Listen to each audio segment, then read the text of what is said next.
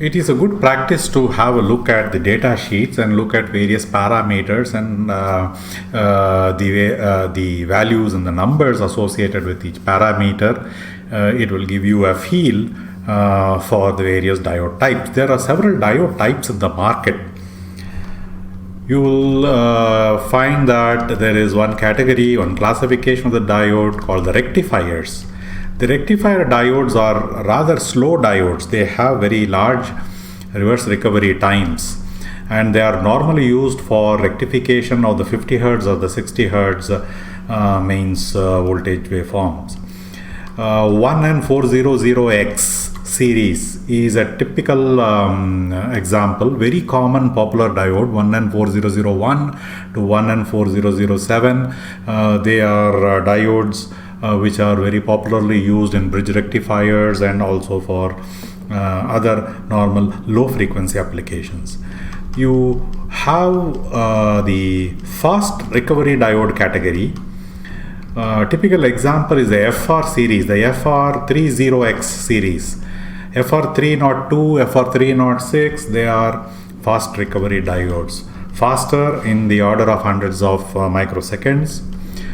Then you have the ultra fast recovery diodes, very fast reverse recovery times. TRR will be very low. BYW29 is a typical example of the order of 30 nanoseconds recovery time. And then you have the Schottky barrier diodes. They are very fast, less than 30 nanosecond reverse recovery.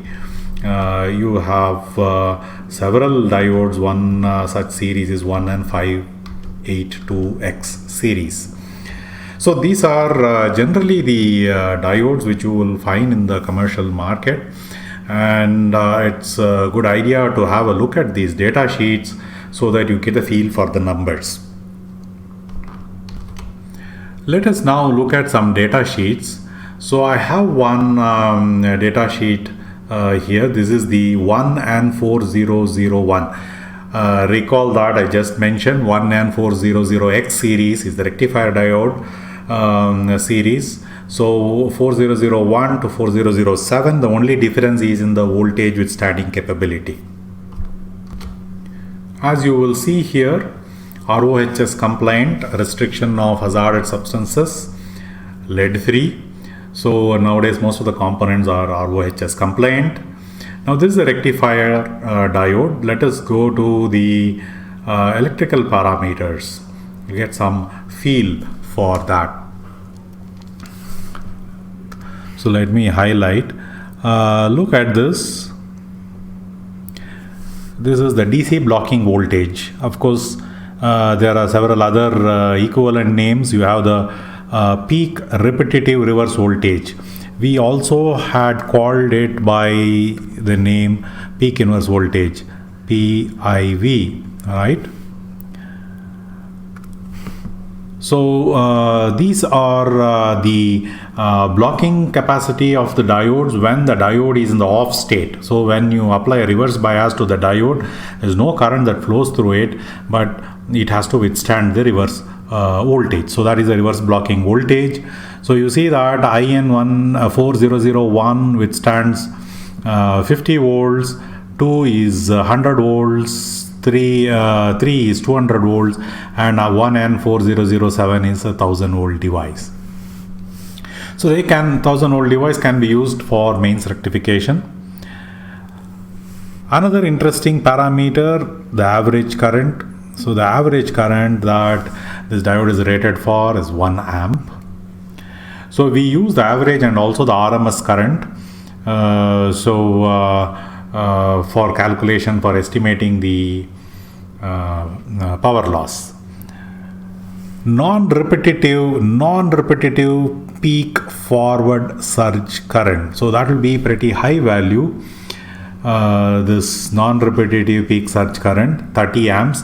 This is probably one time or two time. It cannot be in a periodic repetitive manner, otherwise it will degrade the device and it will get damaged in no time.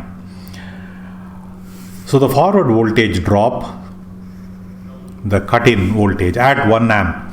So it is a smooth curve. It is not piecewise linear. So at 1 amp it is around 1 volt. So this is this being a nonlinear characteristic, this is taken directly from the static characteristic of this diode. The peak reverse current, when the diode is reverse biased, this is the peak reverse current that you will see, 5 microamps to 50 microamps at the rated blocking voltage. And you have the junction capacitance, thermal resistance. Now this is another thing that we saw when we discussed the thermal aspects. R theta JA, or thermal junction to ambient, 50 degree centigrade per watt. So this is the thermal resistance. So which means that when you use this diode without any heat sinks, the thermal resistance from the inner junction to the external ambient is 50 degree centigrade per watt. So you can use that value to compute your internal junction temperature. Remember, junction temperature operating range is -65 to 125 degree centigrade for this particular make. So do not exceed 125 degree centigrade for the junction temperature. To be on the safer side, when you design, see that 110 degree centigrade is an upper limit, and then you can design your heatsink and the current values for that accordingly. So this is a typical rectifier diode data sheet. You could also see some nomographs in the data sheet where you have the ambient temperature versus the average current and forward current ratings. You will see that it is at 1 amp at ambient temperatures less than 80. If it starts going beyond that, you have to derate it. So which means that this nomograph, this curve is the derating guideline. So with temperature, as temperature starts moving higher, you should not pass current more than this limiting locus. So there are here some other nomographs. Probably I will leave it to you to have a look at these graphs.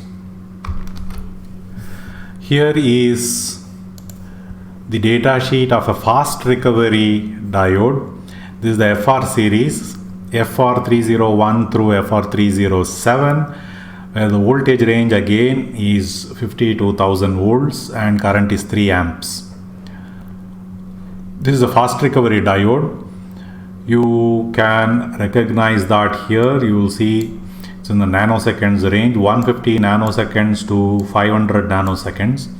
In the case of the rectifier diodes, it is much greater than that. They are very slow devices. Otherwise, you will be able to recognize, it is self-explanatory, the maximum recurrent peak reverse voltage.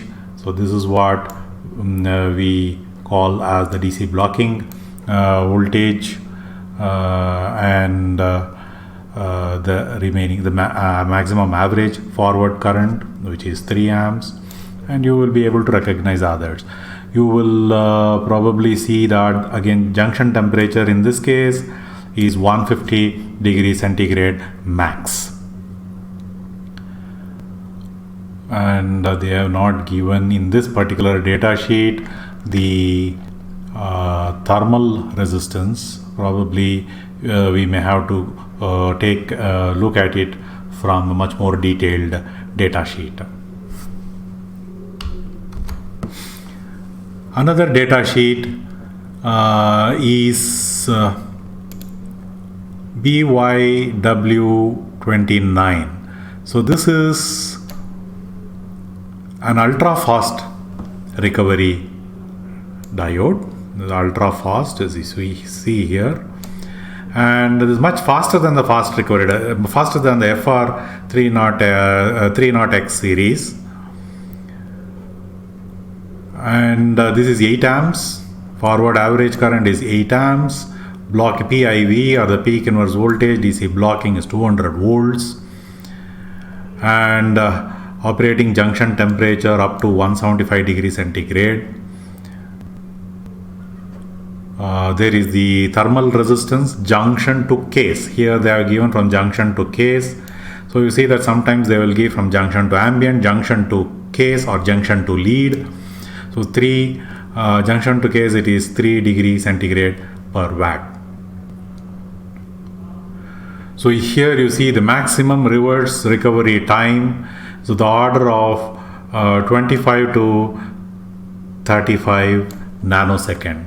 Pretty fast, much faster than the fast recovery diodes. So I will leave you to explore this data sheet.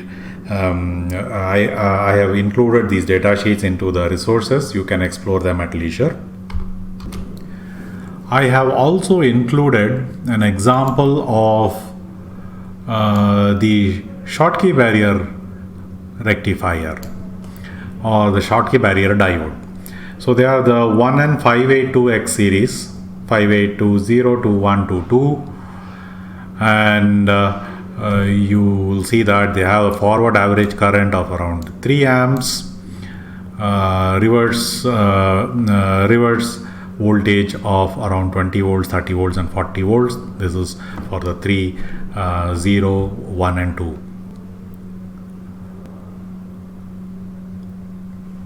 So this is again the various parameters.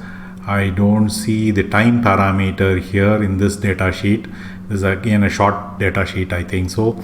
So you may have to look at the detailed data sheets, download the detailed data sheet, and then we'll get a picture of the time. But somewhere here probably you will see extremely fast switching. So this is what the Schottky barrier diodes characteristic feature is: extremely fast, very fast. This is also RoHS compliant. Most of them are nowadays.